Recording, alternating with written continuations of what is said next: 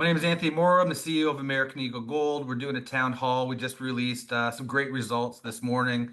With me right now are Neil Prouse and Charlie Gregg, two of our lead geos.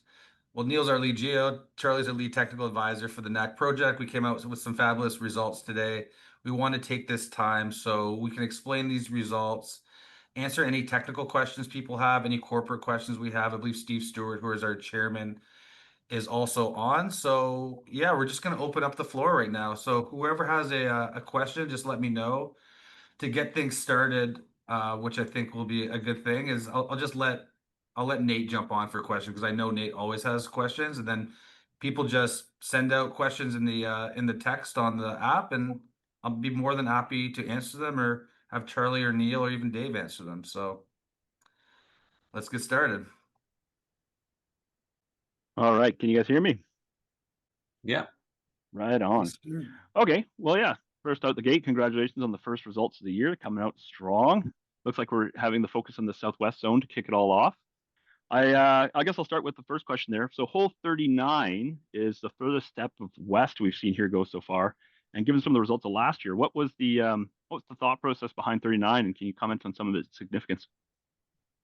Yeah, I'll take this. So 39 was the first hole we drilled. It was on a site that was already prepped, so it was super straightforward. We didn't have a lot of lead time from boots on the ground to actual drilling this season because we wanted to hit the ground running right away. So it was a natural, easy first test for a first drill site. And the idea was to expand the mineralization to the west, to expand our understanding of it, and intersect that better mineralized conglomerate unit that kind of defines some of the best mineralization along the main zone. So yeah, we angled the hole west from the same site as hole 31, which was drilled to the east last year. And yeah, it was just to see how the mineralization continued trending to the west. We showed there was some decent grades actually closer to surface within that mineralized conglomerate unit. And then there was still mineralization right the way down. Pyrite became the dominant sulfide, but there's still these blowouts of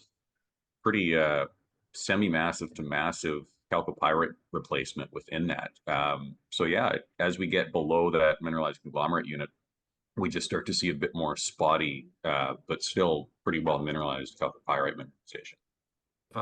If I can add something too, what was interesting, we put together a news release and we picked the main holes to show to highlight. But the reason why we put 39 in there, if you look at it from a main highlighting perspective, it doesn't jump out on you. But what our partners told us, that was probably their most interesting hole next to 41.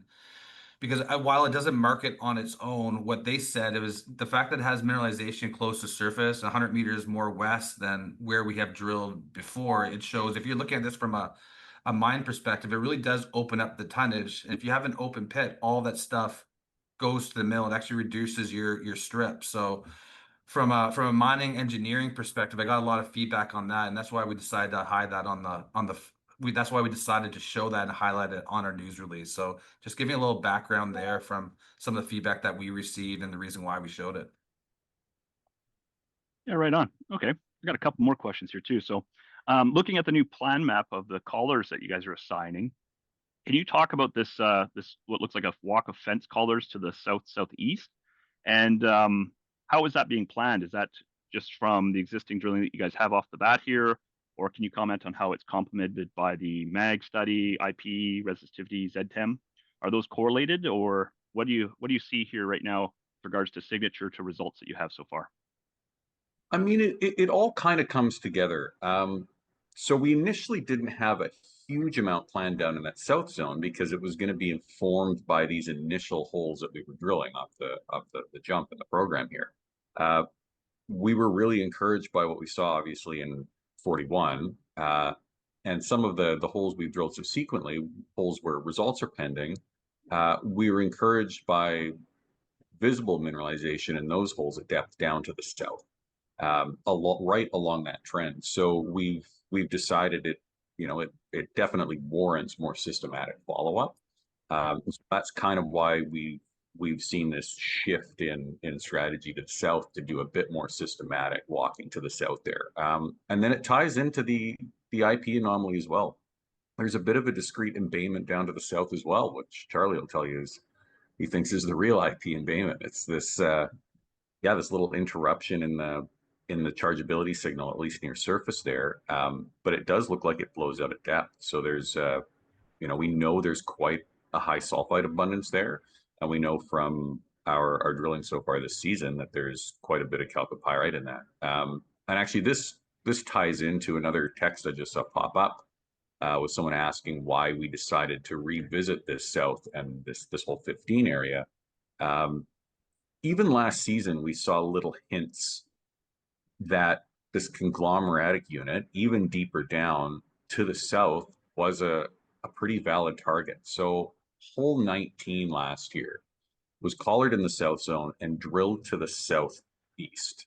At a minus 55 dip, it shallowed considerably as we drilled it. And it looks like now we know we spent most of the duration of that hole drilled within probably our least prospective unit. It's a finer grain, pretty silicified or albatized, distorted sedimentary unit that doesn't often host the best mineralization. It's not the greatest. It's not the greatest host rock. There's not a lot of porosity. But when we punched below that, we saw these really dark altered, really magnetic conglomerates, and they had like the same replacement style chalcopyrite mineralization that we see in the conglomerates out to the west of the Metre. And this was way down to the southeast, right? So we knew that this conglomeratic unit has potential well beyond to the south of what we hit in hole 15. And we know NAC is it's punctuated by zones of really good grade and some zones of more middling grade. It looks like 15 was an example of just sort of middling grade right in proximity to some really, really solid grade in hole 41. So armed with this information, with what we know now, we're a lot more confident in doing this more systematic step out to the south. Okay, great.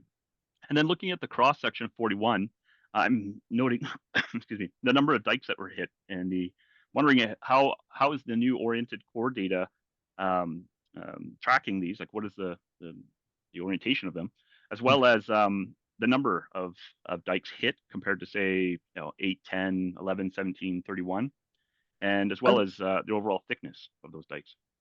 Yeah, it's pretty consistent with what we were able to reinterpret in the off season. The guys at the office, Dave and Charlie, can go into a bit more detail on just the nature of the dikes and the reinterpretation. But talking about the orientations, we've actually got a lot of really good information from the oriented core this program. It's really done a lot to confirm our understanding of the bedding orientations. It was very good to see that off-season work validated. And there's also some really, really consistent veining orientations that have been pulled out as well, like really quite consistent. So we know it's working quite well. The dike contacts are a lot less certain. It's a smaller data set, right? Like we still have hit a number of dikes, but in comparison to how many measurements on beddings and veins we have, it's a tiny percentage of that. There's also not a lot of consistency with the top and bottom contact orientations of these dikes. So, I mean, these likely on a program scale, when we get more points of measurement, we can get maybe some more confident orientations of the average orientation of these over an area with within a certain zone, within a few holes that are close to each other. But right now it looks like, at least on a small scale, like when we're talking about individual hole scale, they are, they're not nice planar features that are intruding. They're likely cuspate contacts, irregular, they likely take little diversions here and there. So yeah, we haven't got any sort of slam dunk orientations from the oriented core measurements, like top and bottom contact measurements yet. We just need more data points. Okay. I think one thing you could say about that is, as you go north from our previous drilling, is that, in general, there's a greater concentration along that northerly main trend that sort of, as you come south, it heads right to the same area. So, that's kind of coincident with the the elevated mag and chargeability that was originally identified when we went in 2022. And perhaps that just continues along south. So it's like, keep it simple, follow that same trend, and then look a little bit also at the previous drilling. Like, in 95, 96, there was quite a bit of drilling, and it was kind of focused along that main trend elsewhere as well. But if you look at those holes, they were shallow. This is Hera Resources, HERA, in 95, 96. Those were shallow holes, and so they were in that upper sequence, which generally, yields consistent grade, but not as good a grade as the conglomerate that lies just below. And so when you look at those holes, there's a string of them that are kind of on the east side of the trend south of our main zone. And those ones yield, hundreds of meters of intercepts, and we'll say 200 meters on average of pretty decent grade and pretty good gold. Not good enough for those times and to make a real move in the market back then. But the ones to the west are a little bit lower grade, and they're quite a ways to the west. But that's really good intel. So if you drill below that into the more prospective rocks, I think you've got a pretty darn decent chance. So some nice confirmatory kind of previous drilling that gives you hope that as you go south and drill systematically across that trend, you'll get something. I'm gonna let Rob Ringrose in. He has a few questions, so it might just be easier so people can hear his questions, and then we can answer them. So, Rob, go ahead. Thanks a lot for joining. Rob actually went to site last year to NAC, so that's why he's got that AE hat. Thanks for supporting. Awesome. Thanks, Tony. Great to see you again, Neil and Charlie. Neil, Charlie, the 2025 Steve Garwin work, Tony, which is on the website as a PowerPoint and video, what did that confirm for your teams in that southwest area that you're drilling out now? Or what targets did Steve Garwin's work generate for your team, which didn't jump out to you previously? You want to grab that, Neil? Yeah, I mean, it's the Steve Garwin review was a really good external deep dive into our whole process, into our data collection process, into our modeling process. And there were some really good validations of the team's work on, how we're going about logging the geology, logging the mineralization, logging the alteration. As for targeting, it was more complementary than I should say, completely different to the team's interpretation, right? We're working off the same data, and it leads us down very similar paths. So I wouldn't say there was any discrete separate targets that were pulled out of it.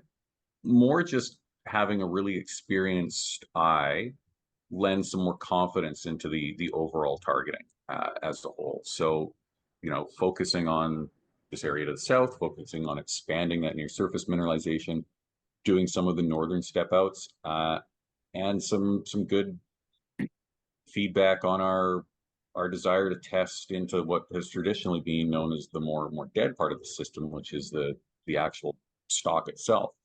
So yeah, all these different lines of evidence that are present in the data kind of came together to validate the team's targeting efforts. Great. I think That's awesome. that Good to makes hear. sense, Charlie, unless there's something that No, I mean, I guess, I'm a friend of Steve's, so I didn't want to, I didn't want to pump his tires too much because my friends are also my enemies. No, I'm just kidding. Steve's a great guy, and the way I look at it, he's not done that much work in BC since he went to grad school here, 40 years ago or whatever it was. So he TA'd me. So it's just awesome to have someone who's worked in a lot of other jurisdictions, kind of come back here and validate our work. And he's a very experienced guy.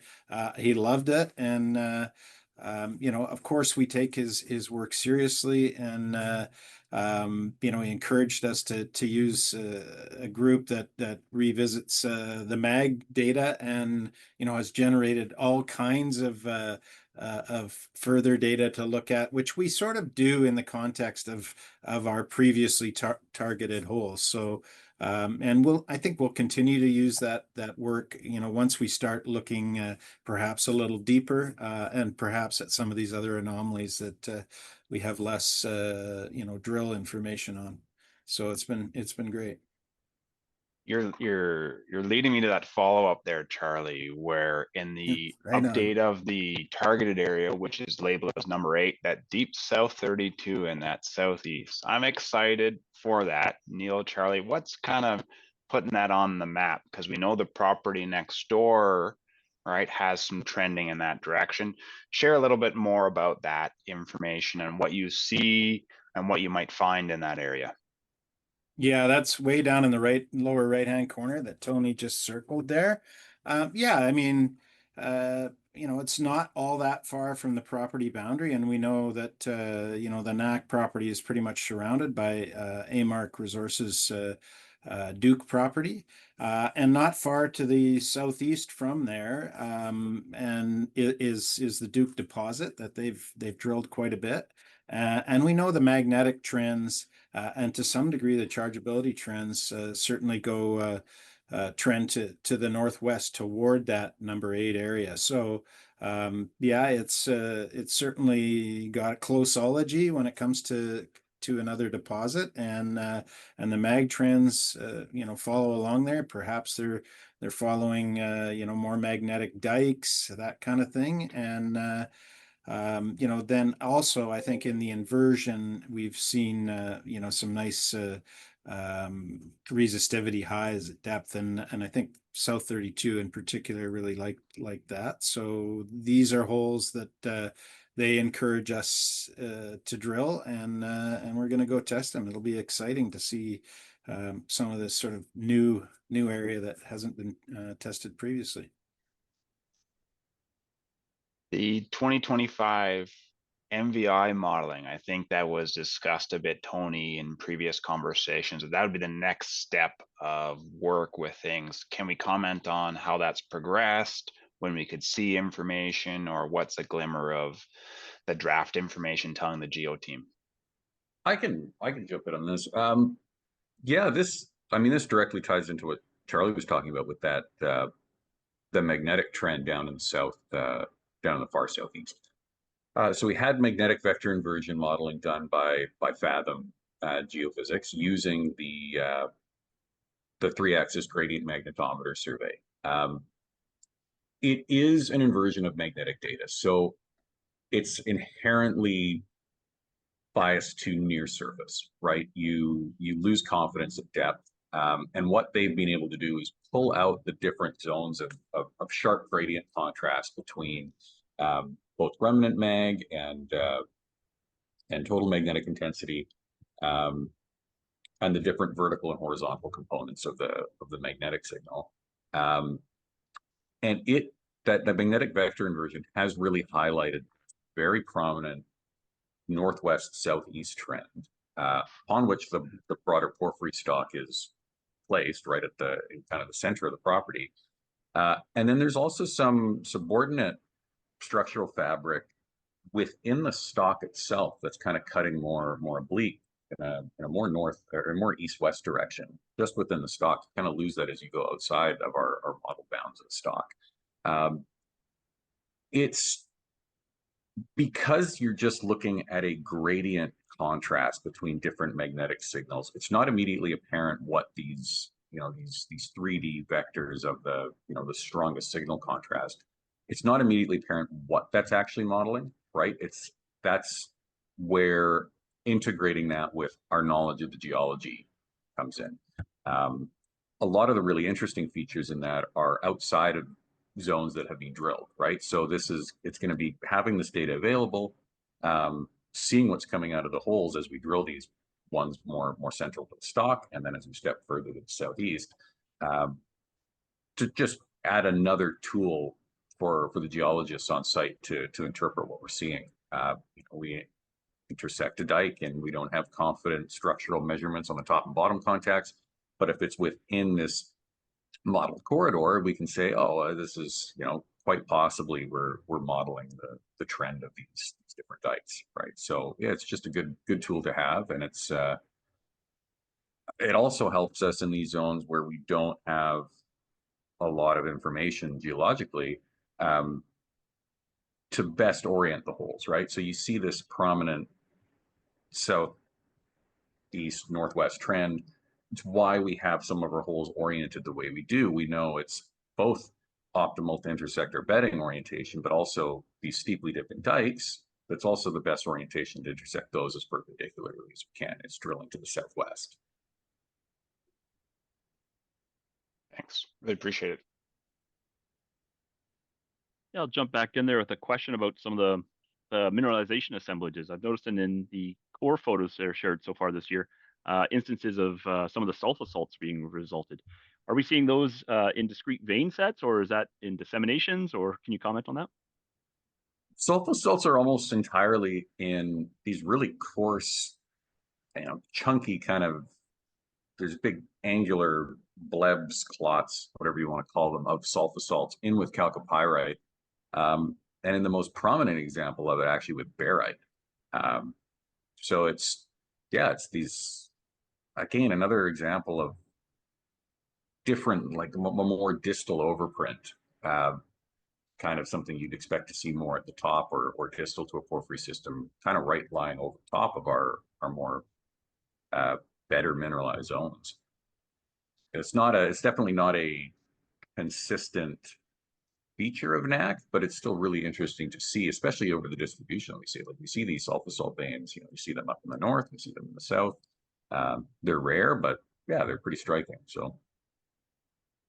Okay. And then you mentioned something here about 19 with regards to some of the alteration, recording Causation. I'm saying that stuttered, but is that similar to like what we saw off the top of hole 9? And if you guys are seeing this overall dike trend towards the embayment, I mean, is that enhancing its, you know, say priority for some of the initial heli drilling, or can you comment on the heli drilling that you're going to see here kick off? Yeah, I mean, that is where we're going to start the heli drilling. We're likely going to go back to hole 9 and drill down to the southwest off that similar color location, just because that site is prepped, ready to go, and we know there's pretty good mineralization right off in hole 9.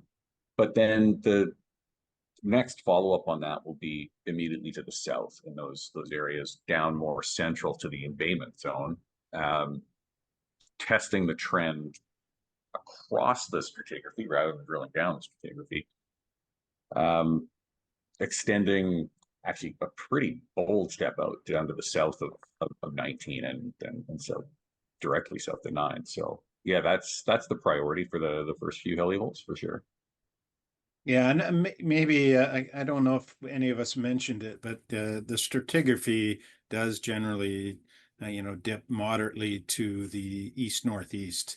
Yeah. And you know, that's been validated with all the bedding measurements, etc. We knew that in 2023, but it's kind of hung together very nicely. And again, there is that preferred host below the uppermost. Generally, what's the uppermost stratigraphic sequence of finer grained sedimentary rocks?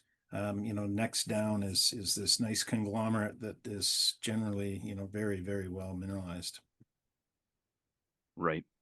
Okay. And so you've given a great overview of what's going on in the south, what's getting you interested, and what's helping set up your next planning. How are we doing in the north? I mean, those set of results I expect to be in the next release. Can you make any comments on the initial drilling up in the north at this time?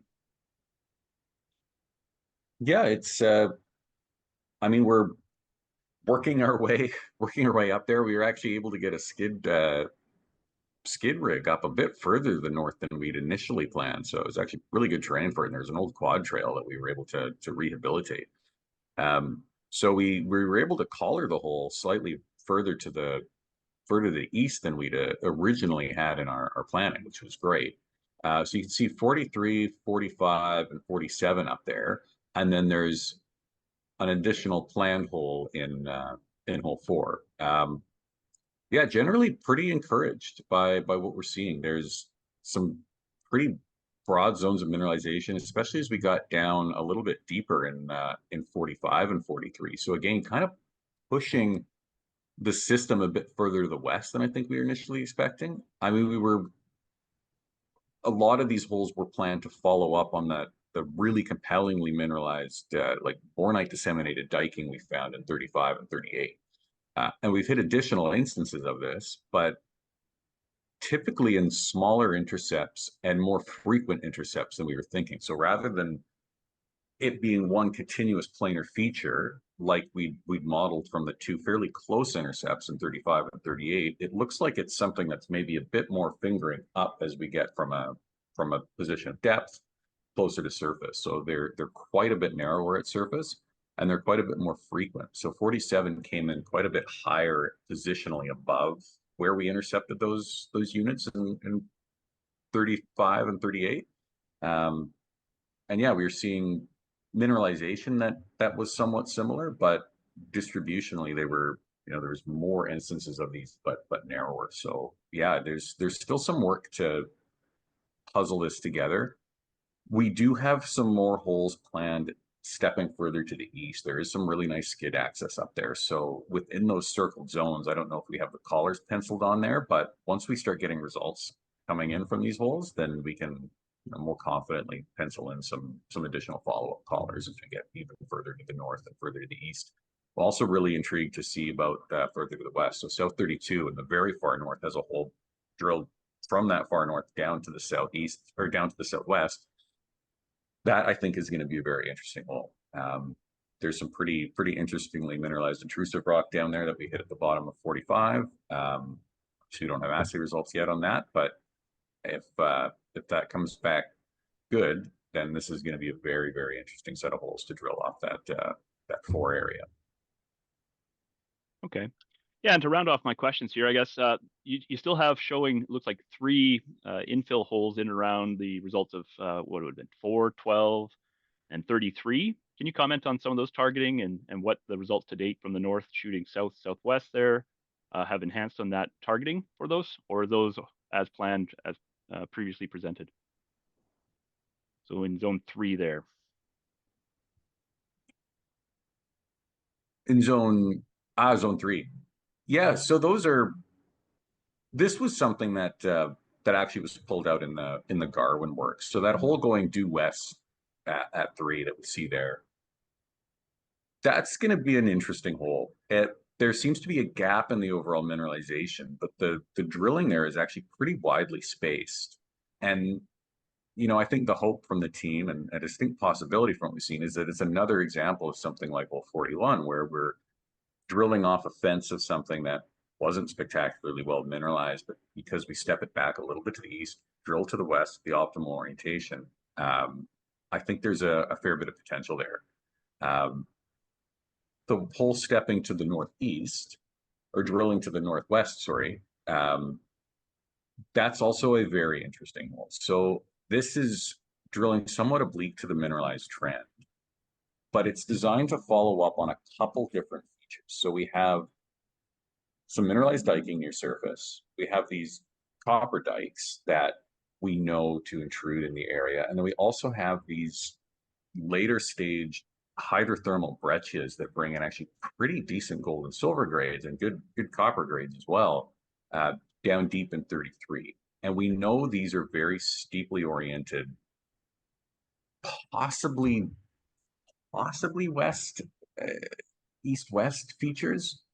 And so this would be a really good hole to drill to get a better handle on those trends across the system there, closer to the porphyry stock. It's probably going to be dominantly within stock marginal rock that tends to be some of the better mineralized rock on the property. And then it helps us plan follow-up holes as we step further to the east, drilling to the west, to better target these later hydrothermal, almost epithermal texture looking overprinted zones throughout this. And then there's, I think, our planning hole T that we have. That's the collar to the north there. That's another very, very interesting hole. That's going to be drilled a little bit steeper into the stock, but following up that the hottest zone within our sulfide speciation model. So this is where our bornite and our chalcocite seem to be epicentering, right? That seems to be the vectored source potentially for where we're seeing these hotter, higher tenor sulfides. So yeah, that's why we have the holes planned there, and then all of those are going to lead to more strategic follow-up. Oh, that's great. Yeah, thank you for fielding my questions today, guys.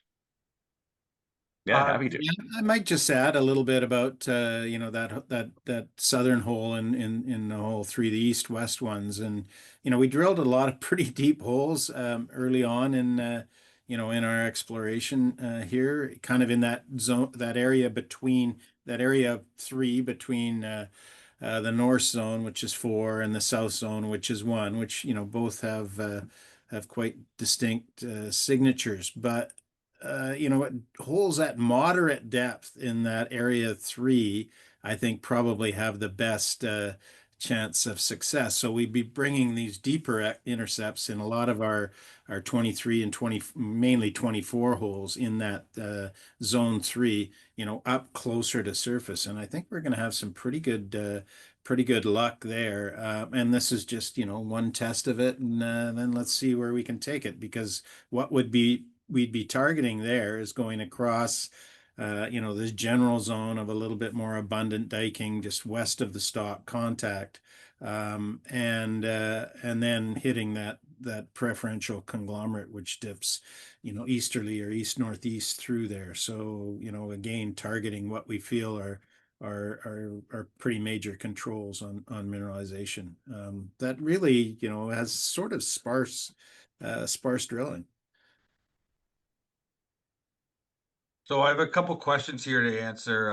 So Rob said, what do you need to see in the 2025 drill program so that continuous drilling all winter can take place from financial / business risk perspective? That's a really good question, Rob. Um, I think a bunch of things. I think the main thing is our drilling, giving us daylight to see that we have a tiger by the tail, and this thing really can be a mine. And then you combine that with, what is our cost of capital? What is our share price? Whether it be $1, $2, $3, $4 to, justify a raise that dilutes as little as possible, that brings as much money into the door that we can essentially drill this thing to bring it to some sort of future liquidity event, which is most junior mining companies' goal. But right now we're just laser focused on our drill program, adapting, understanding the geology and proving things out. So there's a bunch of things at play, but drilling throughout the winter isn't out of the play. Right now, I would say we're drilling till middle of December, which means assays come out until March, but a lot of things can change. And, we're just over about a quarter of our program and just provided about, 10% of our assays so far. So there's a lot of information for us to understand and for us to help the market understand what NAC is. And we think it's for real. Then Charlie, I don't know if you want to add to that, but I think I covered it. Yeah, I think so. I think, all the way along. I mean, you hear talk that the South Zone can't isn't big enough. It's really good grade and it's very close to surface, but it's not big enough and to make the grade. And I think we're showing with these releases and things kind of linking up as you go west from the South Zone and as you go south from the South Zone, to make that juiciest, closest to surface, at least juiciest so far, closest to surface zone at NAC, be able to carry the day. And that's kind of what you need. You need to be able to recoup your capital fast by mining something good, close to surface, less expensive. So, I think, that success we've had early, or this success that we've had early on this year, gives us encouragement, that we could keep going. And, when we go test some of these outlying areas, if we hit out there, then, all bets are off, I would say. Thanks, Charlie. Another question. What levers did you try to pull with ITL? Who's our drilling partner, contractor? Great partners. They do an awesome job to have their heli rig mobilized as early as possible. So yeah, just give everyone a bit of a background. So last year we have a camp there, and that's a big attraction. You need a great geology, but you also need great people to help figure out the geology. And one of the things that attracts people to NAC, why we have the best people, I think, in BC, with CJ Gregg, et cetera, and the people we've been able to hire, is our location and the fact that, we have a great camp where people have, their own double bed, washroom, et cetera. So we use a logging camp, and Canfor traditionally always used it. And Canfor left the whole region. So when we had to stop in October, it's because we all of a sudden couldn't support that camp. So the way we're trying to sequence our drilling is start light at the beginning with 2 rigs, transition to 3 rigs at a time, which is August, so that we can drill all the way to December with 3 rigs, which means we have 30 people at the field that even if there's nobody else at the camp, we can support it. So it's about efficiency, and that's why we're sequencing it the way we are. And ITL could have started the heli rigs earlier on the season, but that's the reason why we did it. So starting in about a couple weeks, these big step out holes, the ones that the Tom Woolriches of the world are asking for, that's when we're going to start drilling them. So that's a bit of the recipe and reasoning of why we decided to do what we're doing. And I guess for Charlie, what is 25, 43, 45, 47 provided in terms of the source of the North mineralization, building on the 2024 information? Ooh, that one, that one's kind of tricky. I Yeah. mean, you see this intrusion at depth that had very nice disseminated and otherwise standard kind of knack mineralization in it, but the disseminations were good, and it's a little bit different looking intrusion, a little bit more amphibole rich, again, an intermediate composition. I don't think it kind of fits into our geochemical scheme exactly, in a pigeonhole that we've seen in the previous analyses. So this thing's a little different. It's not like the DSE, the pale weathering things that had the disseminated bornite and chalcopyrite that we hit in 38 and 35, etc. It's not exactly like that. Those are on the way down there, but then we've got this big thing down there, and we don't really know the geometry of it. And of course, with the lack of surface exposure in general at NAC, it's hard to tie into anything. So, really, that's actually a very exciting kind of discovery. And we went through, I don't know if it was 100, it was certainly well over 100 meters in one hole, and I forget how much in the other hole. And we never even got out of it by the end of one of the long holes, and it was still mineralized. So we got to walk that one to surface, walk it to the northwest, and see if that does come closer to surface. What is it? Again, it's a little tricky without surface control to, you got to do it with a drill. So, that's an exciting thing to chase up in that direction. Yeah, thanks a lot, Charlie. And we have another question. So I guess this is related to me. What's the state of the 2025 program? How are Assay Lab turnarounds these days? So the one thing I've learned from, when I started doing this job is don't guess when the assays are coming out. Don't forecast that to the market, because the market tends to aggregate, if timing isn't within a certain, window, whether good or bad. And one thing that always happens too, even if there is a certain timing, what always happens infrequently, but it still happens, is that sometimes, for example, a batch will get lost. So you can't report that hole until it's found by the lab. Sometimes there's over limit. Sometimes they have to re-assay. So for example, I think it was for 41, we were waiting for an extra week for literally, 2 meters of our 800 meters to be, reanalyzed. So we couldn't put out that hole until that was finished. So it slowed us down. Having said all that, I will give you a little intel. Typically, it takes about 3 to 4 weeks for an assay to come back. Sometimes a little bit faster, sometimes a little slower. As you kind of progress towards the drill program, you're competing against more and more assays. So, for example, when we started drilling in May, the assays were coming faster. Towards, right now, they're a little slower, because instead of competing against 3 different companies drilling, you're competing against, 30, for example. But the rule of thumb is 3 to 4 weeks. And now, so the first 4 holes took us 4 weeks to drill, and from that, our last hole, which was 42, that was released, took another 4 weeks. So you looked at 8 weeks from the beginning of our drilling to when we released today. And right now, we constantly want to provide the market with information. As Peter Brown told me so eloquently, you have to feed that beast. You have to give them information. Don't be afraid of your results, because even if you don't have great stellar results, they're helping the geology team understand and where to get better results and prove out this mine. So, and we also don't want to give one hole at a time. It gets people addicted to that. And if you don't do it, they get worried. So our plan is to give 3 or 4 holes and try to do it every 3 or 4 weeks. And sometimes it'll be faster, sometimes it'll be slower. So, rule of thumb, look for, a set of results, once a month at the very least. And we're going to be having results come with all the way into, February and March. And if they happen faster, they happen faster. But that's typically what we're looking at right now in British Columbia. And we use ALS. They're very fast. They're very good. We trust them. And yeah, that's a little background. Probably gave too much information, but that's a little bit of the recipe there. Rob Ringrose, another question. Lots of gold in hole 2542. Was that a surprise to you, Neil? No, I mean, that's so 42 was designed to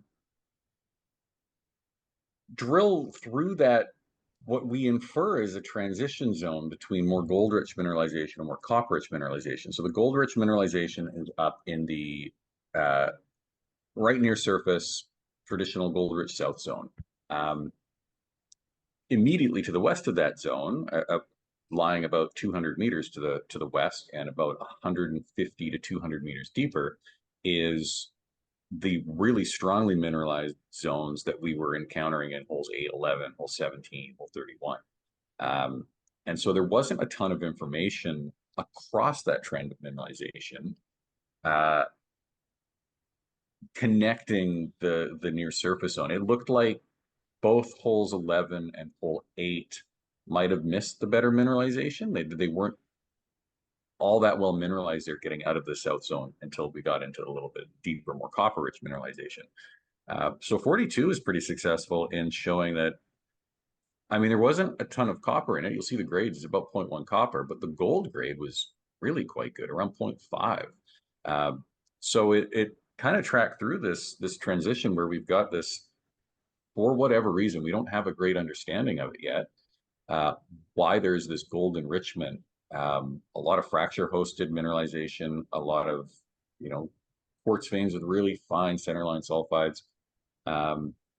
These seem to be bringing in some gold near surface there, and it's showing that, that near surface gold rich mineralization is a little bit further to the west near surface, and does broadly link up with the more copper-rich mineralization as we get deeper to the west. So it kind of, there's this inflection point as we get deeper and further to the west from that south zone where the copper abundance really increases. And then the gold in that zone seems to be more discretely associated with these later anhydrite molybdenite bearing veins. So the gold's coming in a bit of a different style as we get a little bit deeper. So yeah, just another good set of data points to help tie this all together eventually once we've got a more complete picture. So we have another follower of us named Brian. So Brian, you have the floor now. You sent me some questions. I think I answered a few of them, but the stage is yours. Jump on, ask a few questions. Hey, thanks, Tony. Hey, I'm just going to tie into your last comment on the Moly. Looking at some of Garwin's presentation, it indicates that to the south and, well, to the east of what you're drilling is higher Moly concentration. Do you anticipate more gold tied to that as you go further east? Or do you see anything else to support that conjecture? The gold Moly correlation is an interesting one because when we plot up the entire data set and do our standard correlation coefficients, the gold is definitely most closely associated with copper. So where we see more copper, we see more gold.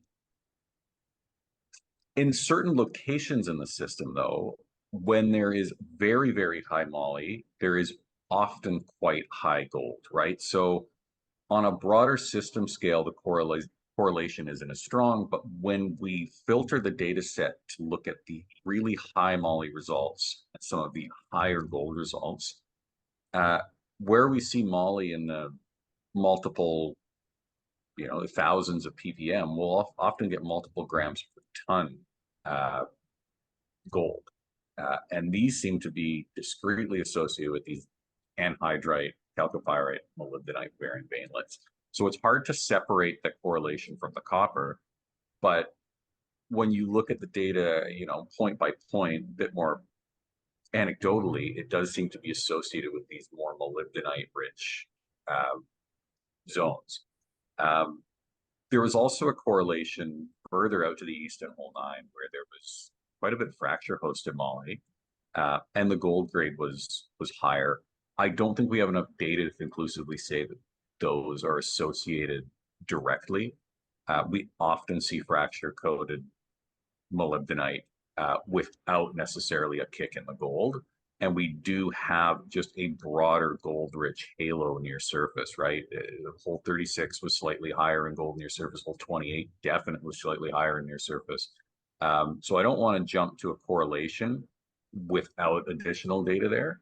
The only place where it's conclusively being shown is down deeper in this zone, just off to the west of the south zone.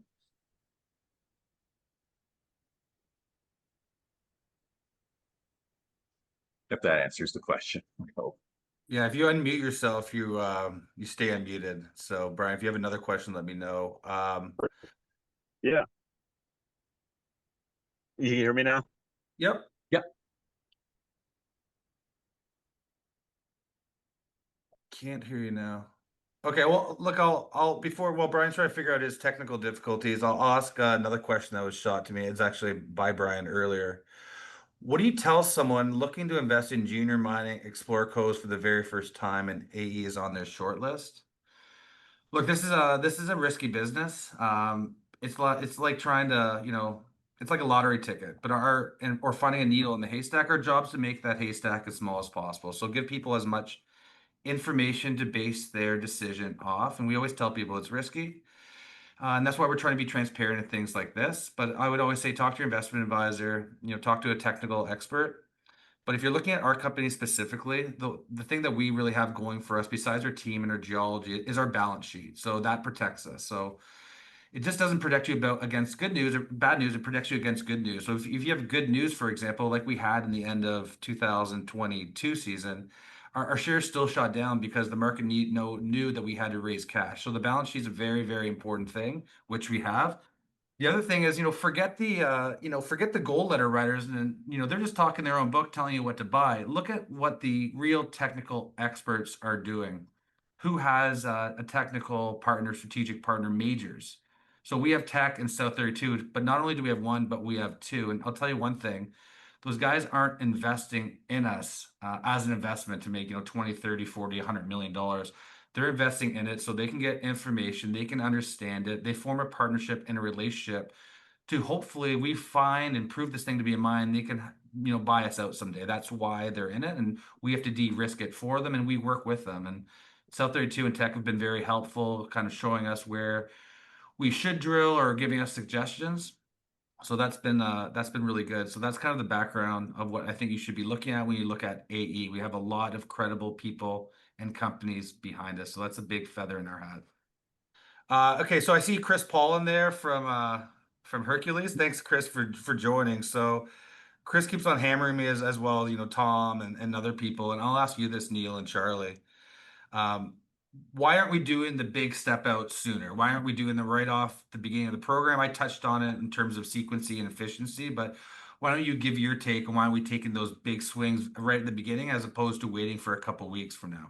Keeping on to the mineralization is a good thing. Like you're taking a good shot that adds millions of tons of decent grade to a potential resource that you eventually will generate is not a bad strategy. And getting off to a good start with the crew, getting this well-oiled machine going, with some skid drill holes, I think is good, and that's kind of why we've started off in the east. A little bit too much of our bias, but we know we're going to drill those big step out holes, so we're not really avoiding them.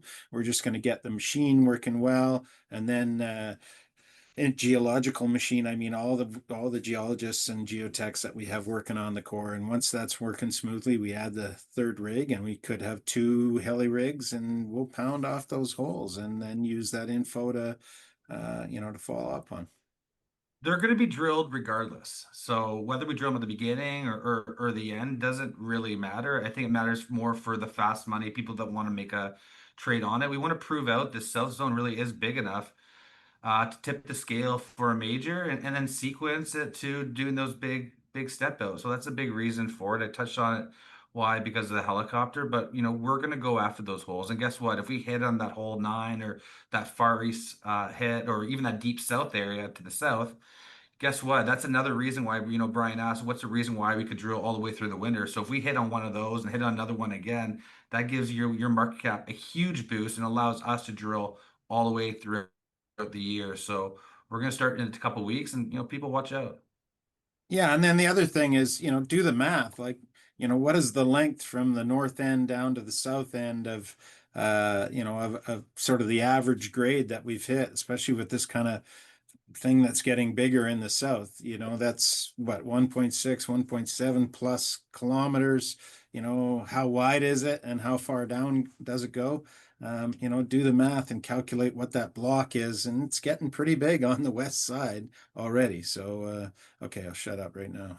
Well, and two more things too. So when you do a skid rig, for example, it's about a half to 2/3 of the cost of doing a heli rig, and we know some of our mineralization tends to be a little bit variable. So we're doing the southern step outs where we didn't actually even know or think that there's mineralization that's extended as south as it is. So if we do 4 100-meter step outs, all of a sudden now we can connect the geology, we can figure out a resource, and 2.5 of those holes actually equals, sorry, 4 of those holes actually equals 2.5 fly rig holes, and we can tie everything together. So, 4 holes equals a 400-meter step out at 2.5 of the cost of a heli rig. So that's really good. Also, with these heli rig holes, big risk, big reward. But because we have the balance sheet that we have, it actually reduces the risk a lot more, especially with the fact that we're not worried as much about our share price cratering because we have the balance sheet to support us. So that's one of the big reasons. And if we went after it 9 again in 2017, who knows if we would have hit, and allowed us to have that extra hole to drill 17, which actually brought that Chilean hole in BC that I eloquently said, and brought a lot of attention to us, allowed us to bring in South 32, etc. So things kind of happen for a reason. But we have a lot of the geology information now with all the work that we've done with Charlie's great team to take those big step outs. So people be patient. We're starting in a couple of weeks. I'm talking to you, Chris. Yeah, I'm unmuted here. So look, I don't want to I don't want to say we're hammering you, right? Or I'm hammering you on this. I would say I'm definitely more excited to see those step outs more than anything. But you clarified something for me this morning, Tony, which is that it's heli drilling, right? So one thing maybe worth adding to the plan map is some of the roads, because I just automatically assumed, that there would be, just a simple matter of just stepping out along an existing road. But so 2541, 2542, that's essentially, I guess, the southern limit of the road. So maybe maybe explain some of that, and can you guys, under your permit, build road? Like, why do heli versus building road? Is there a constraint with the permit, or how does that work? I can, The I the, the can, holes are so if you see the labels, the yellows are our heli holes. So you see all Oh, the labels. okay. We actually highlight which ones are heli, and I think actually some of these ones in the south will probably be heli. those ones Um, further to the east would be heli holes off the two trend. We've got our main access road, which the westernmost holes would be a really nice easy string to drill along. But yeah, the ones along the eastern side there would be heli. Gotcha. So all those pink holes in the immediate southeast extension are road access. Yeah. So one thing that the main constraining point for road and skid access is our timber allotment, right? So and permits in BC, you've got 50 cubic meters that comes from the ministry. That's what you're allowed to freely take down in aid of your drilling. In zones where timber is big, you can blow through that in a single drill. Um, and the road access in there can actually take quite a bit out of that. We've applied for a secondary occupant license to cut permit, but for mineral exploration, those are still quite small. So it's going to take some time for amendments to that. And that's kind of why we have this sort of strategic around the porphyry stock. Once we get some more information on whether those are prospective, then it can help us guide how many more resources we want to put into opening up access to these areas. There's a pretty sprawling network of exploration trails over the porphyry stock up in the area of around 6 and 7, but the terrain is pretty steep and the ground is still pretty wet. So in some seasons when it's dry, that would be excellent. But this year it's rained almost every day. It's great for our drill water supply. It's great for keeping forest fires at bay, but it makes the road access a little bit less reliable. And so one of the options is actually winter drilling up in the areas where the access is a little bit more challenging, but still doable. Once it's frozen over and snowed over, you've got a limited time window to go in there and actually do some heli, some winter skid supported drilling. You need a water truck because the water sources are frozen, so it's still, you know, you're still cost wise is fairly high, but that does become an option. So there's a bunch of different factors that go into planning that. Stepping out from our understanding, not immediately throwing all our resources into these big step outs in unknown areas, and just getting a feel on the ground and seeing what we can do. We've been a bit more successful this year in pushing our access further to the north. And there's some exploration trail that gets us a bit further to the south that we didn't initially plan on using that turned out was more accessible than initially planned. So yeah, it's just the nature of the program is pretty flexible. I mean, these heli holes that we're going to drill this year are going to get drilled.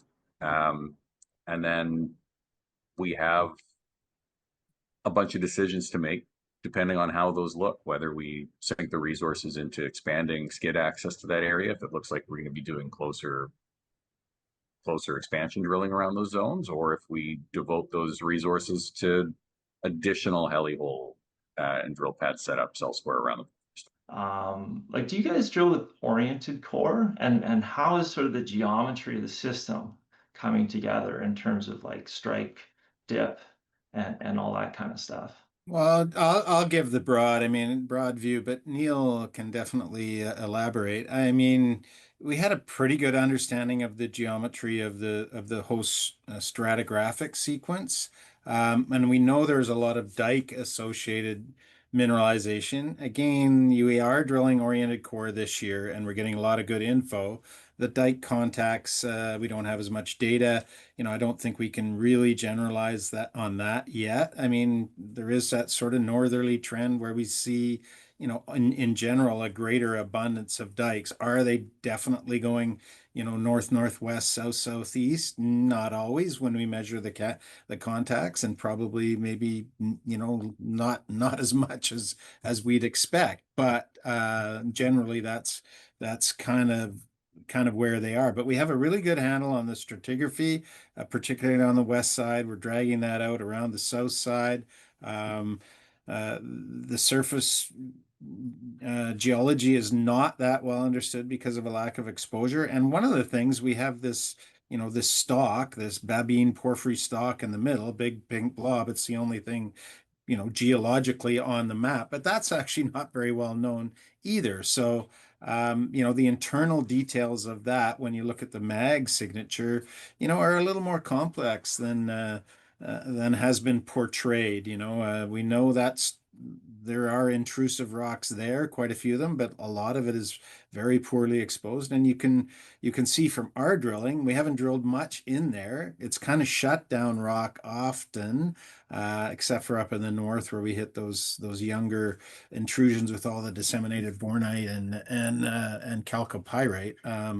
So, you know, there's a lot to be learned geologically, and you know that from Hercules. I mean, you have Hercules silver sitting up on top of a good proportion of your big porphyry down in Idaho. So, you know how difficult it is to really nail the model early on, and you might have to adjust as you get some drill hole information. And that's kind of what we're doing is, working this model as we go along. Maybe I have elaborated a bit too much, but Neil, maybe you have a comment or two on that. No, I think that covered it really well. I think I touched earlier in the call. I'm not sure if Chris was on, but we talked about the oriented core and what we understand from this season's work. It's still early on. The veining is very consistent, which is interesting, or at least the sets of veins that the team is measuring is very consistent. And so we tend to bias to measuring the mineralized veins. So the chalcopyrite veins, bornite veins, molybdenite veins, and the associated planar fractures that are hosting those mineralized surfaces. Very, very consistent orientations.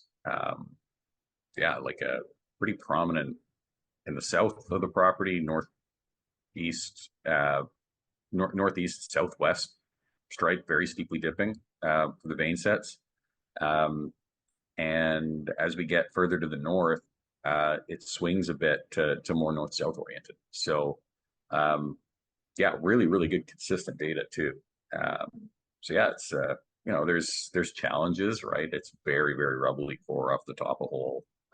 We're drilling quite deep holes, so you want to switch to the 6-meter tooling. So there's some issues with transferring the orientation mark on the longer 6-meter core runs. So the team's working through that actually, and that's once we get that sort of protocol set, it'll be a lot more consistent through subsequent seasons. So I hope we were able to get a really good structural data set from this, both veining, bedding, and eventually dike contacts. So that's kind of where we're at there. So just annotating here, so South 32, and we really wanted to go there too, wanted us to go in this porphyry stock. I think part of the question we were asking ourselves was this a bit of a negative red herring where we actually don't really have a lot of information. The surface geo is hard to really understand, giving the glaciers moving, the till, etc. And we don't have many holes at all, even historically, in this porphyry stock. So the two of their 4 holes that they're allowed to pick this year were actually right in the middle of our porphyry stock. So one of the 2 holes here, they're gonna go. But also more exciting, they're doing a straight vertical hole right in the center. So you're looking at 800 meters to 1,000-meter hole, which on our own may not have done it, but they're allowed to drill that hole. That's part of our agreement for getting that $30 million. We're happy to give it to them. So we're going to find out a lot of information that has never been figured out ever on this property. So that is 100% being drilled. We're very excited for it. So that's a bit of a lottery ticket, but we're hoping to learn a lot about it. So we've only put holes kind of slightly into the porphyry stock, not directly in the middle. So that's coming up. Just wanted to highlight that. Before Brian comes on right now, I'm going to try and figure out how to use the Zoom first of all. Can you guys still see my screen? So, Tim asked, what's the big cost difference between the summer drilling and the winter drilling? Neil, I'll let you take that. Yeah, there's slightly higher just auxiliary costs with quality of life. You've got to heat the core shack. You've got to get winterization set up for your outdoor cutting. You've got additional costs with road clearing, right? If there's high snowfall, then you need to be clearing the road so that there's access. We're still driving 60 kilometers from camp to the rig. And even if we had a remote camp, you'd still need to get food and supplies in. So that road clearing is always something that's going to factor in. And that's really, really variable, right? Like if you're running the grader twice a week, that adds up. If it's not a ton of snow and you're running it once a month, then it's harder to forecast on that kind of thing. And then you've got the water truck. So when we were drilling until December last in 2022, by mid-November, the water had frozen up on the property. The water source we're grabbing from now is a bit more robust, so we'll see. But I would not be surprised if we were needing to bring in water trucks. That adds an additional. It's a run 24 hours. You got 2 shifts, and you've got two trucks going back and forth. So it's about an additional $3,000 a day. Yeah, so it's about half the cost of running your heli minimum. So it's definitely a bit of an added cost. And then if you're not bringing the water trucks, you're still running the coil stoves to heat up the drill water. So you're burning a bit more fuel. So there's a bit of an added cost. It's not a crazy amount, but it probably add around $50 to $60 per meter all in, kind of conservatively, which is not insignificant, right? That's right now we're at an all-in cost of just under $400 a meter. So that's percentage-wise a tax it. But it's not going to hold us back. Oh no, And it's that's still, with, almost half the cost of drilling the Golden Triangle. So, I guess the short answer is, it's about a 15% additional cost, which we're not afraid to take on. yeah. If we got a tiger by the tail, and we're really liking what we're seeing, but it's still early days. So, Brian, I'm going to unmute you again. Ask your final questions. We're over an hour now. I appreciate everyone's time. And we're going to take Brian's question. If anyone has any last questions, let me know, and then we'll just tie things up after that. So, Brian, the floor is yours again. All right, thanks, Tony. Just kind of curious, woke up this morning and saw some pretty large dollars being stunk in step outs to the south. And I'm just going to answer or ask a whole bunch of questions here because I might get muted again. So what is obviously based on these holes that were released and the holes you're drilling, which were not, I would say, bold, but how much does this correlate into your geophysical modeling, data interpretation? And just to follow on, we have deeper stuff to the northwest. We have shallower, surface expression of malachite chalcite at the southeast. What's the expectation or the conjecture that this all ties? And let's not forget Duke down even further southeast. We've talked about the IP and all that. So how much conjecture is there now that it all kind of ties together to some degree? And Charlie's talking about a resource. How much of these holes are to define a resource, and what's the kind of rough number? I mean, I know Charlie challenged us to do the math, but you guys have some idea. Where are we at? So I'll give the So answer fire really away. quickly. I'll give a high level answer quickly on both of those things. So, first of all, yeah, there's a lot of mineralization around our property. My uncle founded this property for us with another partner. And the idea was there's a lot of moderate grade around, but the heartbeat of this system, the almond to that chocolate almond is more or less on NAC. So we believe the highest grade, the potential mine has the highest probability to be on NAC. So that's a big thing to take away there. So, Neil, you can take it away after that. Yeah, I mean, for the geophysics, there is a very prominent structural corridor that runs from the northwestern corner of our porphyry stock right the way down off the southeastern extent of the property right onto Duke's ground. So there is a very prominent structural corridor that we believe is correlated with diking. There's mineralization found at surface on limited outcrop exposure we have along that corridor.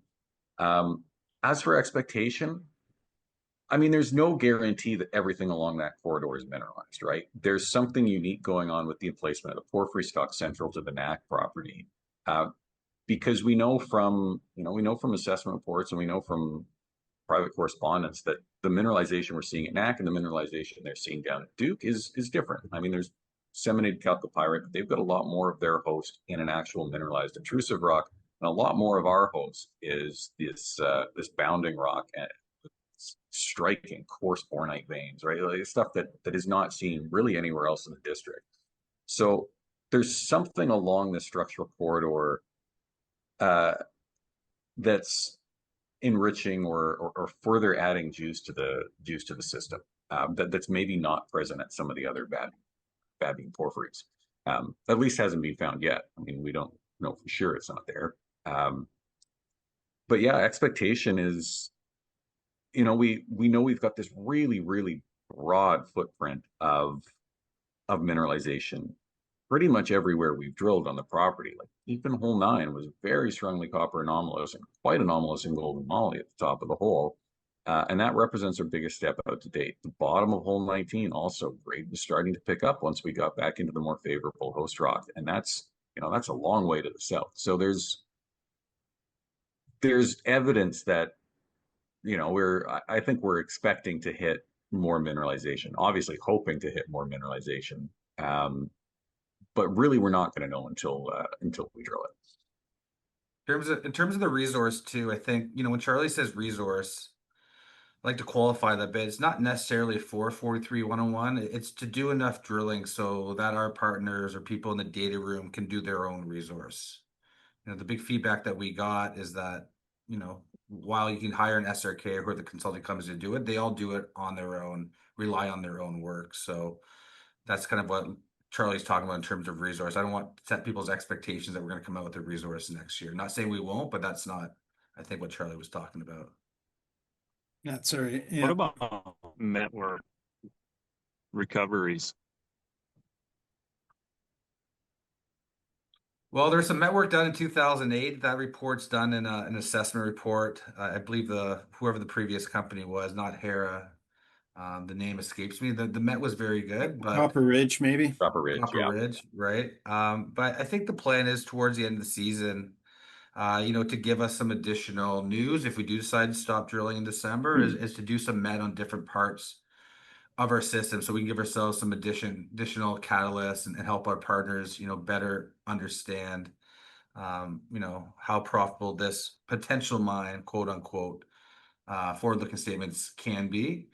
But we know from the Bornite and the chalcocite and the calcocite that it should be very good. That's kind of a initial kind of flag for us. But yeah, I think that's an important thing for us to do if we're for real and we want to prove to our partners that this can be economical.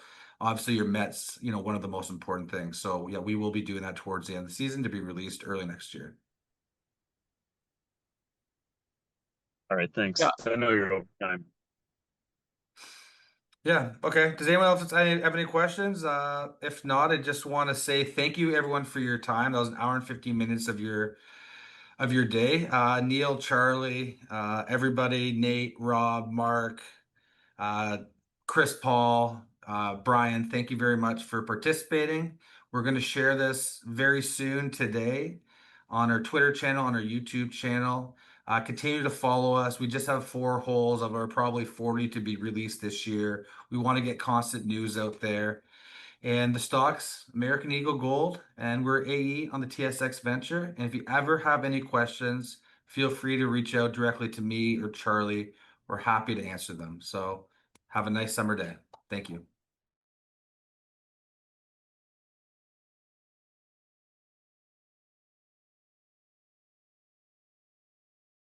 Okay, Charlie, we have a couple other questions from investors. This is a long one, so bear with me. I would like to get more into the causative intrusion / dikes. Tom W. once called it a contact scarring around the Babine stock, but it sounds more like what you are saying is that Babine is pre-mineral. In other words, host rock. Not the best type of host rock, but not what brought the metal to the party either.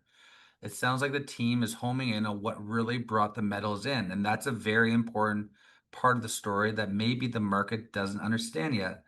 Do you have any comment on that, Charlie? Yeah, for sure. The Babine stock, the way I see it, is, largely kind of intermineral. So there was some mineralization brought in by a bunch of dikes that are very strongly altered now. And that alteration, I think, largely kind of comes in more or less synchronous with the mineralization and with the dikes. So they're sort of driving a system. They get altered by the mineralizing fluids that kind of accompany their emplacement. I mean, it's hydrothermal. They're the thermal part of it. The hydro is the solutions that carry the mineralization that deposits in the wall rocks and to some degree in the dikes, and that's what alters the dikes and the wall rocks adjacent to them. Then the Babine stock comes in, and it may be to some degree related to those early dikes. So that magma chamber that eventually generated the Babine stock right next to where those dikes and the altered and mineralized rocks are, kind of comes up just afterwards. And it may be from a magma chamber that generated those other dikes originally, because there's some evidence in the geochemistry that they are similar and in the textures that they're similar. But in general, the Babine porphyry stock is actually a bit later than those dikes. We don't see those dikes cutting the Babine porphyry stock. However, we do see some very good mineralization in parts of the Babine stock, and that mineralization is related to a not younger phase of diking and mineralization, and that is these things we call them serrate textured. A little bit more felsic intrusions, maybe a little bit more high K, high potassium intrusions, and we also call those locally these very unusual, very quite late dikes we call copper dikes, and they're monzonites, very high K, and they have bornite mineralization in these cavities that are sort of gas cavities. They're called muralitic cavities. They're equivalent to vesicles, infilled vesicles called amygdales that you see in lavas, in lava flows. So they get filled in with quartz and calcite, and sometimes, like in these cases, sulfides. So you have, if you want to look at it very simply in the way I imagine it, you've got these early dikes that trend, northerly along the west side of the stock. Then the stock kind of comes in. It's a little bit later. It does bring in a little bit of mineralization itself, and then that is then intruded by later phases of these potassium-rich dikes that drive another hydrothermal system and mineralize to some degree the stock. So it does predate that stuff. It maybe postdates the stuff along the west side, and ideally you want to get to somewhere maybe where those two systems overlap one another, and we haven't quite got there yet, but we're closing in on that, hopefully. And maybe you see something similar, out to the east side or something. So yeah, a little bit complicated system, and it would be easier to understand, if we had really good surface exposure and you could see all these cross-cutting relationships. Whereas now we have to kind of develop those, through the drilling, and so it takes a bit more time. But it's a fabulous system and a complex one, but guess what? Complex can lead to good. And I think that's what's happening here. Yeah, good answer. I guess there's a question for me, and maybe you can follow up the answer. So why didn't we show historical holes in our plan map that, predecessed, our drilling at NAC? So, in terms of historical holes on the plan map, they are there. They're just faded out just because it becomes such a dog's breakfast. The more holes you locate, it's hard to figure out where you're drilling. So it's just for simplicity reasons. In terms of the historical holes, in the 90s and 70s that were drilled, again, it really complicates things. And I think the other reason is a lot of them were shallow, and we don't have the best certainty of those results. Either the collar locations could be off, or some of the assays, they weren't assayed the same way. And sometimes when we drill near some of those holes, they don't actually come back with the same results, not just assay wise, but geologically wise, that were marked down back in the 90s and 70s. So it's hard to kind of put those on there without telling the whole story. And a picture only tells 1,000 words, not a million. And then in terms of the cross sections, the same thing kind of applies for the historical holes. And I'm talking again the holes by Hera, Copper Ridge, etc. In terms of our holes, the reason why we just put a single hole in the long sections or cross sections is just something that we want to do to show what the hole was. We just find when you put like 8 different holes and they're not on the same plane, and some of them are 80 meters behind, 80 meters in front, it's hard to really understand. We want to show people what the results are, how they broke up, where the copper equivalent is, etc. And I think it balances, it's a pretty good balance between, really showing transparency, but also trying to market to the average investor that just wants to see what your results are, or will even take the time to open it. But if anyone ever wants to jump on a Zoom, and we've had technical meetings where we show people all the historical holes, they can jump through a model. They're always welcome. But I guess it's a little bit easier to critique and not jump on the Zoom and just ask these questions over email as opposed to just jumping on live and we just bring up the model for you. So that's kind of my standpoint. It's a good question. Charlie, I don't know if you want to add on that, but we're certainly not hiding anything, which I guess some people are kind of saying. No, yeah, I don't think we are. We have lots of presentations. I think I've given a number of presentations, at kind of regional meetings, whether it's the roundup or the mining exploration group out of Vancouver, little mini symposiums, and I think we posted some of those online. And I take those individual holes and I do a PowerPoint and show them where they're on the same section and just run them through and show how they relate to one another. But you're right. I mean, you can project a lot of these holes. They deviate a bit, so they're kind of coming in and out of a section. And how thick of a section do you show? Do you show 100 meters thick or 25 meters thick or what? It's still sometimes a little difficult to interpret. And if you have all the original holes on there or the historical holes, it gets even more cluttered. And I think those historical holes, you can look at images and see, okay, they were there. It looks like the trees were cut down in that area in a helicopter-based hole or something. So I think in general they're fairly well located. They're not super well documented in the assessment reports that are held by the BC Ministry of Mines.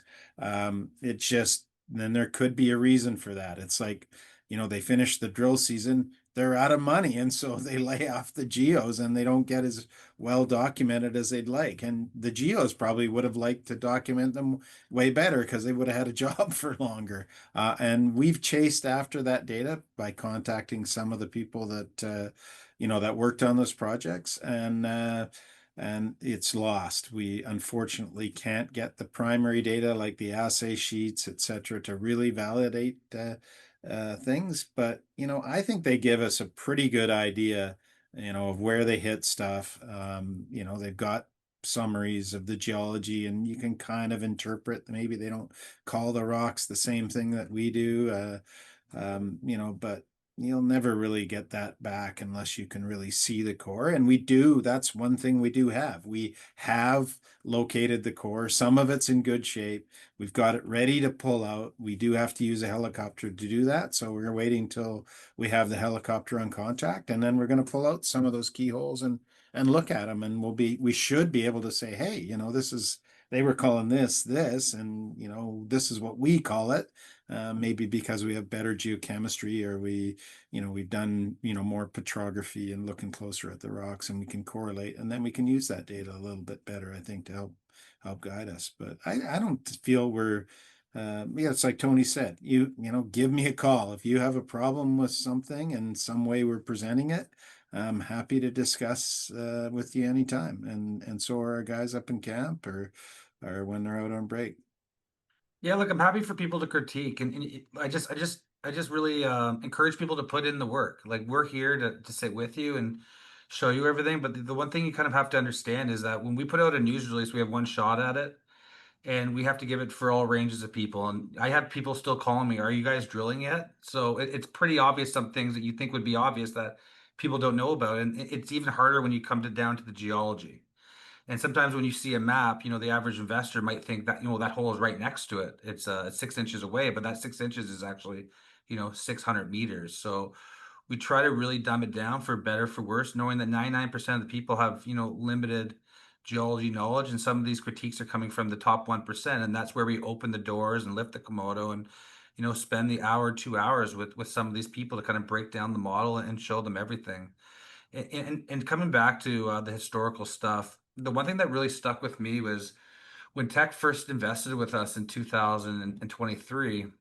The one feedback that they gave us was, do not let the historical work hold you back from your plan. You should take it with a grain of salt and almost treat it like geophysics. Like, that southern area has mineralization, but in terms of actually pinpointing where exactly it is, I wouldn't put 100% emphasis in that. It gives you a good idea of where it is, similar with geophysics. So taking that, which is coming from tech that wrote us a big multi-million-dollar check, that's kind of where we were coming from. And, we make these decisions and, if we get more feedback at it, maybe we change, but it's working so far. And again, we want to open the door, for anyone to ask any kind of bigger deep dive conversations. But I think these questions were pretty technical enough.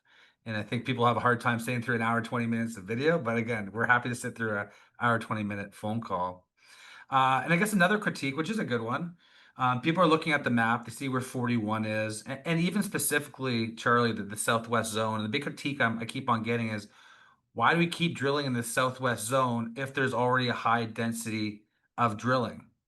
And I guess we've given them multiple different answers, but let's just nip this in the bud. Specifically 41, where the direction is, etc. Explain why that's important and why we keep hammering on this Southwest Zone.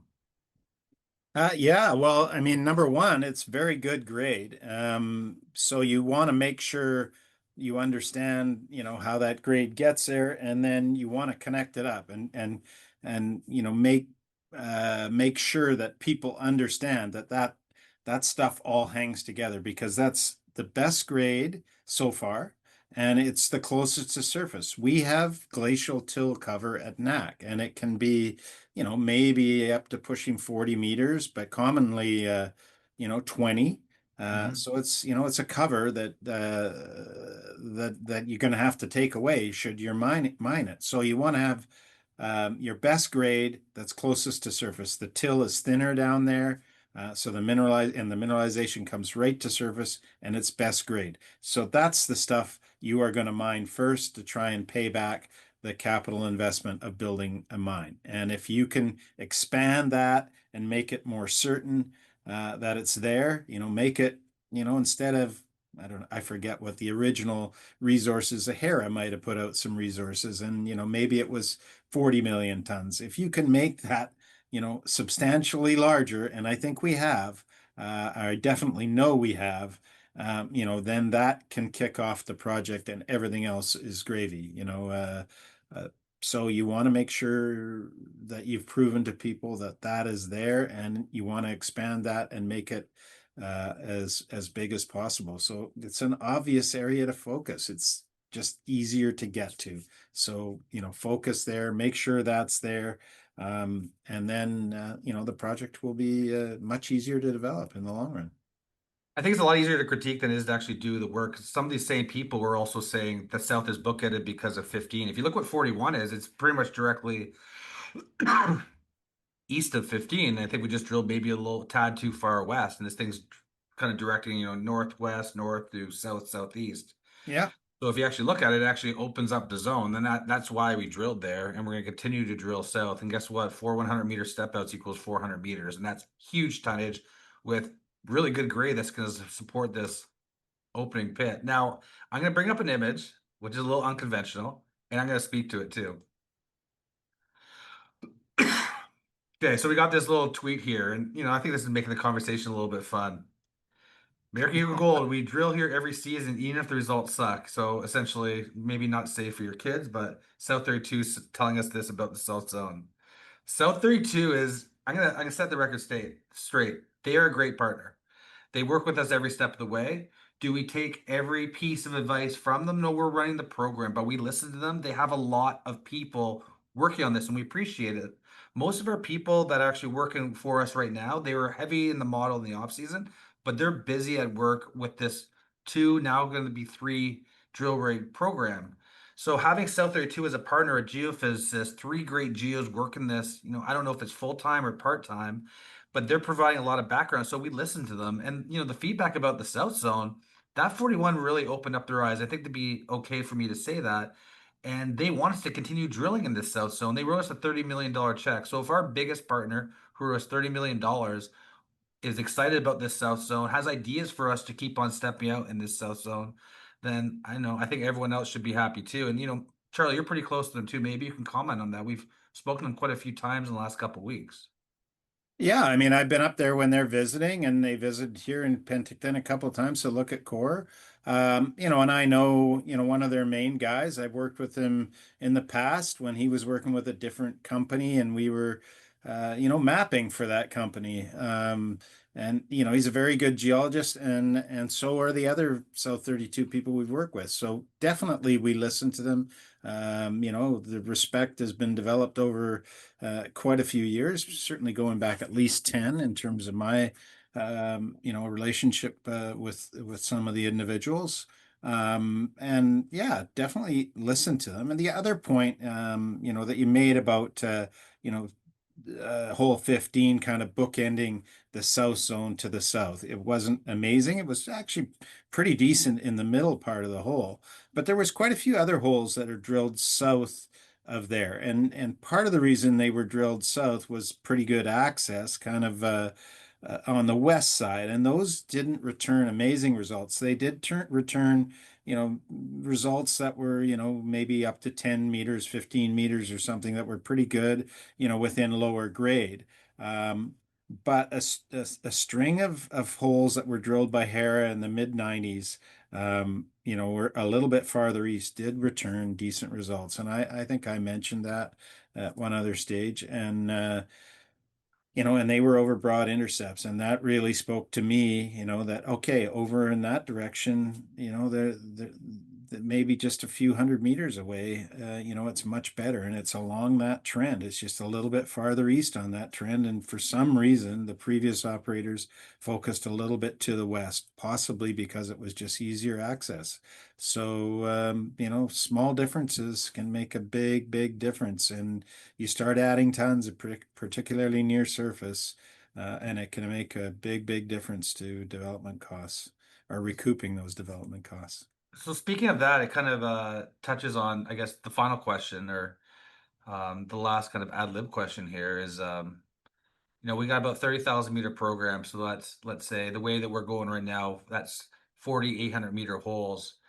What's the justification for drilling so many deep holes when the stuff at surface that we talk about is stuff that's really going to pay back that middle, and that lower stuff will be paid back a lot later? And, if you're doing 800 meter holes, why not do 8,400 meter holes and hit more of the property, more stuff that's going to pay back? I guess my answer that I have, and I'll let you follow up as the geologist, is that the main reason we got on this property, we knew that there was some, decent mineralization throughout the surface, but there was a huge anomaly. We always thought there was some sort of jewel box, some source down beneath. And if you saw our first drill program, we drilled along this really narrow fence, and 4 of our 7 holes were actually directly vertical holes, try to get to that middle earth where we think that huge glob is coming from.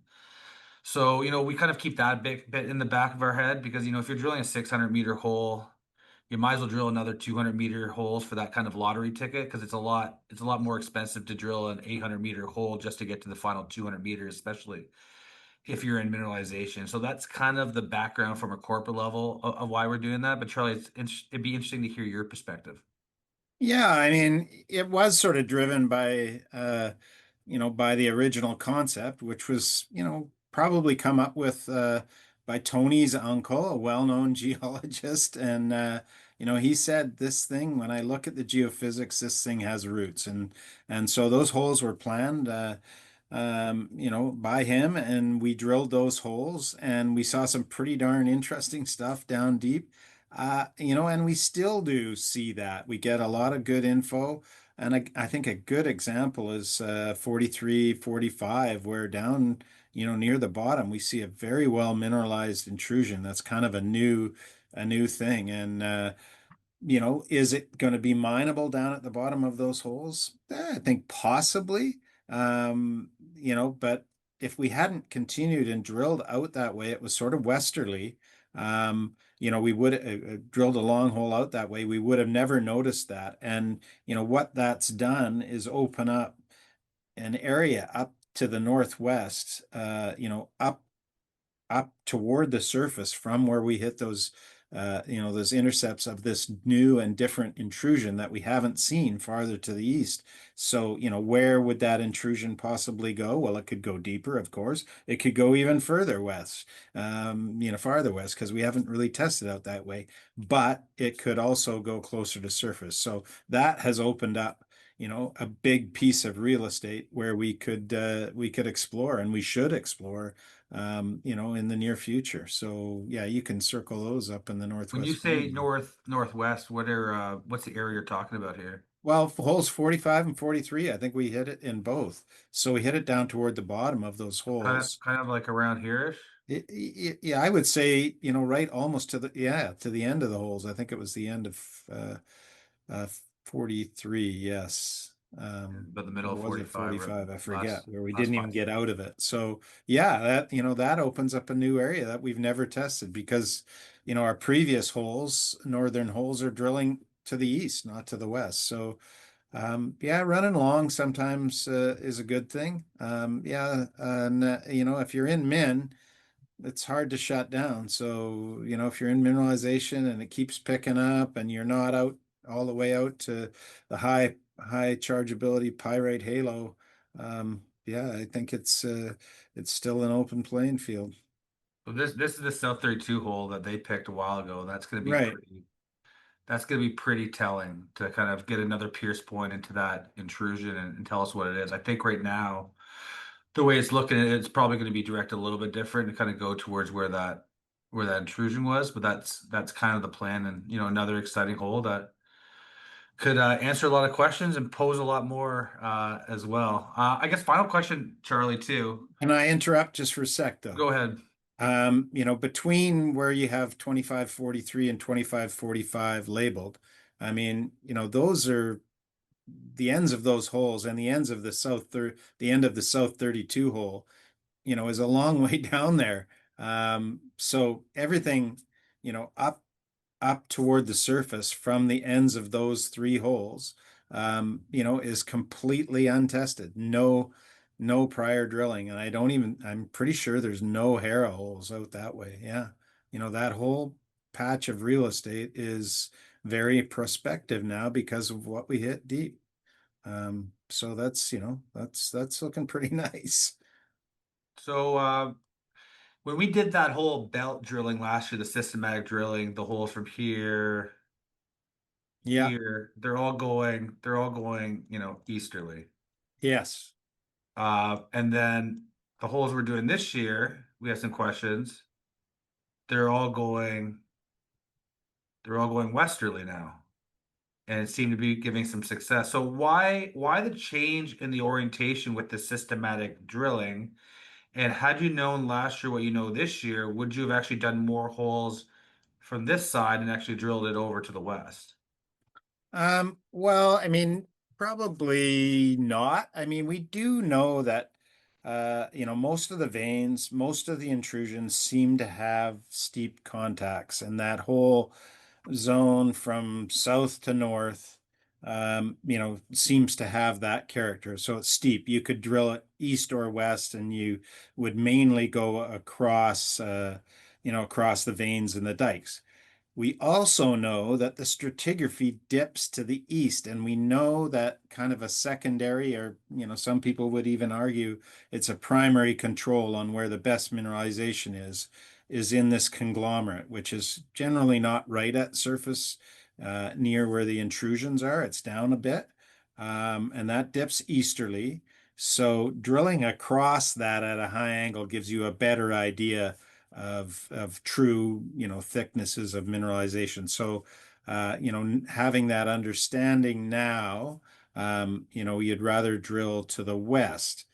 However, the other thing that dips to the west is the Babine porphyry stock contact. And where we've drilled it in that belt that you outlined, kind of between the north and the south zone, we know that that thing dips to the west. And it's quite fairly steep to the west, but it definitely dips to the west. So drilling, into it from west to east is better. So it was kind of a toss up, and um, I don't think drilling either way really was a bad thing. However, I do think we should drill some moderate depth holes, in that zone between the north zone and south zone, and I think that's gonna open some eyes to, a little bit better grade in there, just some well-placed holes that fill in some gaps that exist, in our drilling in that area, and overall will give us a better a better result.